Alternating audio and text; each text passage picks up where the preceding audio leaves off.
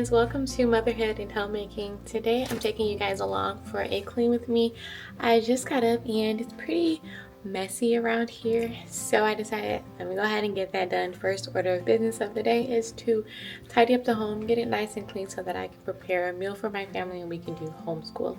If you are new here, my name is Heaven. I'm a motherhood and homemaking blogger. On this channel I share helpful, relatable, realistic, and motivational content surrounding homemaking inspiration, motherhood motivation, days in the life, homeschool videos, shopping hauls, grocery hauls, anything that I think is helpful. So I would love to invite you to go ahead and join the family and subscribe, and then let's go ahead and get into today's video. So of course, while I am cleaning today, I am going to be sharing some homemaking motivation for you guys, because I know how difficult it can be to keep a clean home and how it can sometimes feel overwhelming, especially when life gets busy, or like me, you may have little ones or a newborn. So I just want to share some simple cleaning hacks that I think can help you maintain a stress-free home, even if you are a stay-at-home mom or a work-from-home mom, even if cleaning is a strength for you or a struggle. No matter what, I feel like these tips will be helpful and help make homemaking more manageable and even a little bit enjoyable for you. Throughout all of this, I just want you to remember that a clean home isn't just about its appearances, but it is about creating a space where your family can thrive and a space that's filled with peace. So let's make sure that we're always keeping that at the forefront of our mind, and most importantly,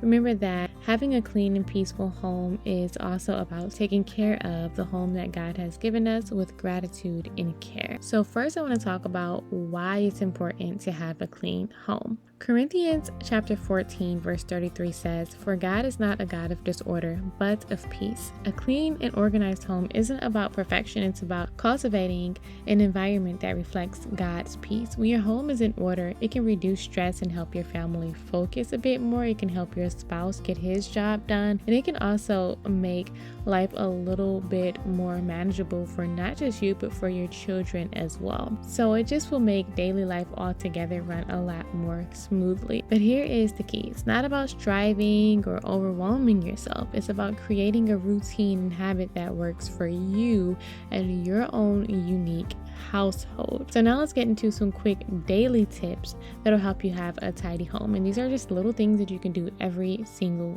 day. One of the best ways to keep your home stress-free is to incorporate small cleaning habits into your daily routine.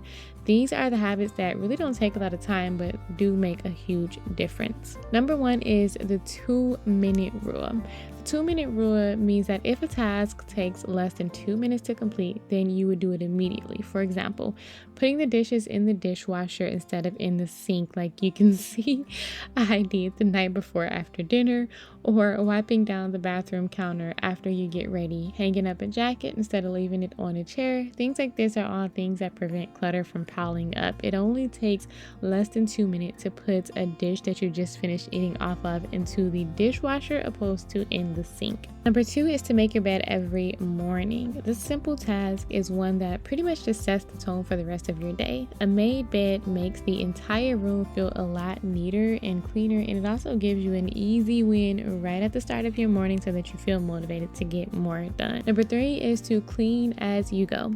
When cooking, try washing dishes or wiping down the counters while food is like simmering or while it's in the oven. Or when your kids finish playing with your toys, you can try to encourage them or maybe help them tidy up the toy they've been playing with before moving on to the next activity. Cleaning as you go will just save you time as well as prevent messes from just building up. Another thing that I like to do is end the day with a 5 to 10 minute tidy. No matter how exhausted I am, I'm not going to devote a full hour to cleaning up if I'm tired, but even 5 to 10 minutes can go a long way. So before bed, try to take 5 to 10 minutes to straighten up whichever area is either bothering you the most or whichever area will make your morning a little bit better. For me, typically it's my kitchen, because as you can see, it takes up a ton of my time in the morning and I'm never fully motivated to wake up and the first thing that I do is clean. So for me, if I put away like items that's in the kitchen on the tables and on the counter and wipe down surfaces beforehand, even put the dishes in the dishwasher before going to bed, then it'll just help me to wake up to a home that feels a lot more fresh and welcoming, putting me in a better mood and making me more motivated to get my day started. So now that we've gotten through some of the little things that we can do just every single day to make our home stress-free and to help with cleanliness, now we're going to get into decluttering.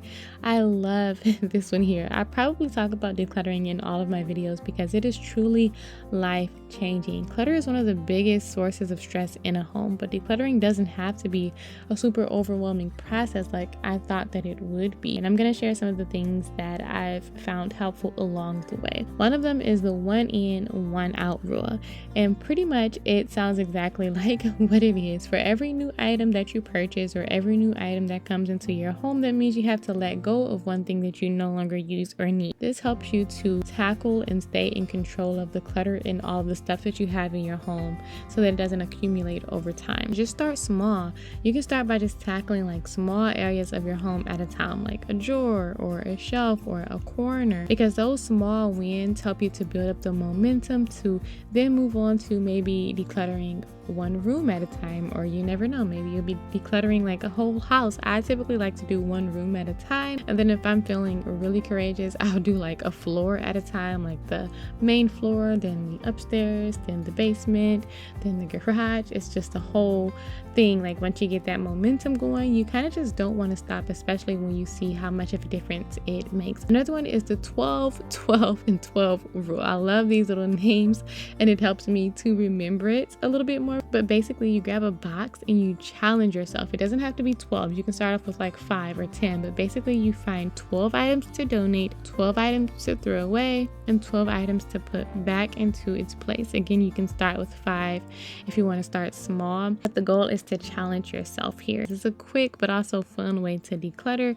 to challenge yourself without feeling too overwhelmed. And then of course, the main rule of decluttering is to ask yourself, do I use it? Does this serve a purpose for me? Do I love it? Does it bring me joy? And if the answer is no, then it's okay to let it go and you will probably be happy that you did. Next, let's talk about organizing, because organization also makes a huge difference. It makes everything easy if everything has a place. You don't have to like think so much about the tidying and the decluttering. So some easy tips for organizing is to 1, label everything, whether it's a pantry item or toy bins or storage boxes. Labels are going to make it easy to find what you need and put things back where they belong. And it doesn't have to be super pretty. It doesn't have to be super expensive, because sometimes the simple solutions make the biggest difference. I also like to use clear storage containers because they help me to kind of just see what I have and helps me to not overbuy, because I tend to forget like certain things that I already have, especially when it comes to seasonal decor. But when I can look inside a clear bin and see what I already have, it not only prevents me from overbuying, but also keeps things looking nice and neat. And I love this one, especially if you have kids that like to like carry toys around the house, is to create a drop zone. So basically, drop zones are designated spots in your home for like frequently used items. If you know that you like to keep things on your desk a lot, then keep a little basket on your desk that you can put all of that stuff inside of, and then later on you can use that basket to declutter. Another one is to keep a tiny basket in the living room or family room so that your floor doesn't look like mine does currently with toys everywhere. That way you can take all of the little toys that accumulate on the floor that day, throw them in a basket, and have your kid take it to their room at the end of the day or at the end of the week and put them away. Another one is like a shoe tray by the door, or a little tray on the counter for keys and wallets, a little tray in the bathroom for when you take off your jewelry at night. All of these little things are just drop zones instead of having them like thrown across the floor or across the counter basically. So now I'm going to share some cleaning hacks that save you time and stress and money. Number 1 is microfiber cloths. You guys, if you have seen like my cleaning videos, you've probably seen me using like a microfiber cloths for everything. My husband buys like a box of like 50 of them. They are super inexpensive, but microfiber cloths clean very well, and they're also perfect for dry dusting like windows and surfaces and things like that. And sometimes all you need is warm water to get the job done, which which will help you reduce the need for harsh chemicals. Next is setting a timer. If you only have 15 minutes to clean, just set a timer. Challenge yourself to see how much you can clean within that 15 minutes, because you will be surprised just how much you can accomplish. Another one that will save you time and money and stress is just using a multi-purpose cleaner. There are cleaners for like everything, different cleaners for different surfaces, for different rooms, for different purposes. But if you just use a multi-purpose cleaner, you will save yourself so much stress, because just too many options, too many choices out there. But you will also save money by just using the same cleaner for every room in your home. If it's not necessary, like I'm telling you, half the time we don't need all of those chemicals anyway. You can even make like a homemade cleaner yourself with like hot water, a little bit of alcohol, some vinegar, and your favorite essential oil will go a long way. And speaking of vinegar, another cleaning hack is baking soda and vinegar, because that's another natural ingredient that you'll be surprised. It is very effective for like tough cleaning jobs, scrubbing the sink, deodorizing carpets, unclogging the drains. Try baking soda and vinegar for not just a natural cleaning alternative, but an alternative to save you money, because they're both super inexpensive. Even as homemakers, cleaning being like, one of our responsibilities, it can still be a team effort. And I think that involving the family with cleaning not only lightens your load, but it also teaches your children valuable life skills that are going to help you now and them later. Assign age-appropriate chores to our children, like wiping off the surfaces, hanging up their jacket, putting away their clothes. These are things that they can do. Older kids can even help with laundry, dishes, and vacuuming. You can also try to make it fun by turning it into a game. When my little one was like 1 and 2 years old, we would just play the cleanup song from like an old episode of Barney that I used to love, and while we were singing that song, we would clean up and tidy together and just make it kind of fun. And he still sometimes sings that song, and he's 5 years old now. But most importantly, the best way to get your family involved in cleaning is to just simply lead by example. Showing your children that cleaning is not just a task, but a way to serve and care for your family is super important.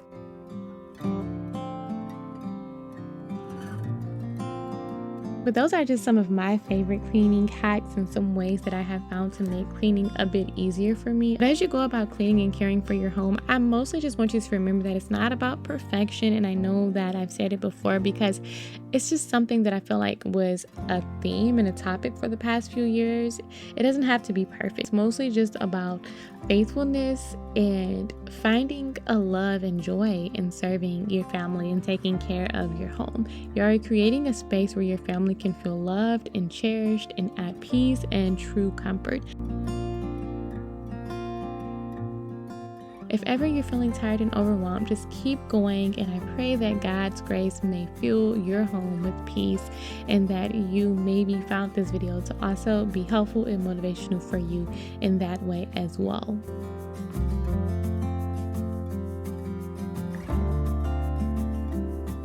Alright, you guys, and with that, we sum up today's Clean With Me video. I hope that you guys enjoyed cleaning with me today and that it gave you some homemaking inspiration. If it did, don't forget to give this video a thumbs up. It really does help me a lot, and I truly appreciate it. But I thank you guys so much for watching this video, and I will see you guys in the next one. Happy homemaking.